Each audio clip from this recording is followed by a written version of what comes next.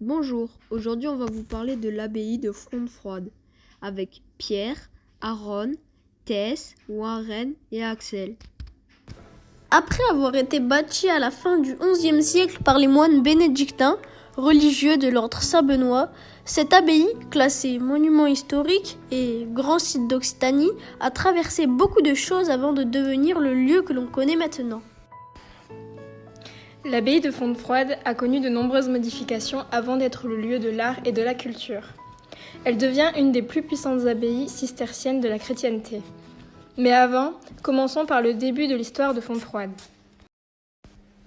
Une abbaye est une communauté religieuse dirigée par un religieux, qu'on appelle un abbé ou une abbesse. L'abbaye de Fronde-Froide est située en région Occitanie, dans le département de l'Aude, à 15 minutes de Narbonne. Elle est aux environs d'une source d'eau froide, d'où son nom. Elle voit le jour en 1093 sur les terres données à quelques moines par le vicomte de Narbonne. Mais Fronde-Froide ne se développe qu'après 1145. Sous la direction de saint Bernard de Clairvaux, les moines cistériens religieux de l'ordre de Cîteaux veulent revenir aux règles de saint Benoît. Quelques travaux se font pour les lieux de prière, l'église, le cloître, clôture réservée aux moines, et la salle capitulaire, lieu où la communauté religieuse se réunit quotidiennement. Puis, à la fin du XIIe siècle, les travaux continuent. Avec le temps, les constructions font l'évolution de l'architecture. D'ailleurs, les moines ne devaient pas sortir de leur monastère à moins d'avoir une bonne raison. Les moines cisterciens ne pouvaient pas travailler sur les terres fermières qui permettaient de faire vivre l'abbé. Ils avaient une seconde communauté pour ce travail, les frères converses.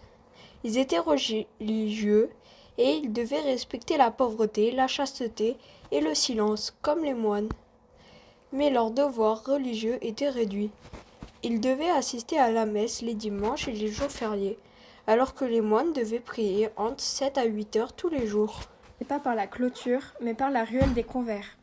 L'architecture s'adapta à la vie de cette double communauté, leur permettant de vivre dans le même endroit sans s'y croiser. Au XVe siècle, le lieu est commandé et le roi de France nomme des abbés qui se préoccupent moins de leur foi.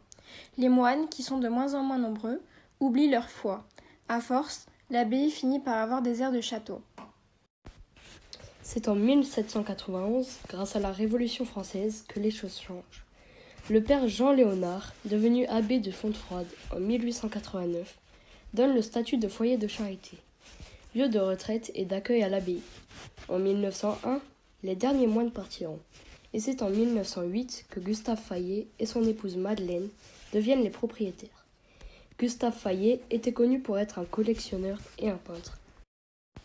Ils veulent que l'endroit devienne plus joli et faut construire des fontaines et des statues. Ils appellent des artistes qui participent à une renaissance artistique.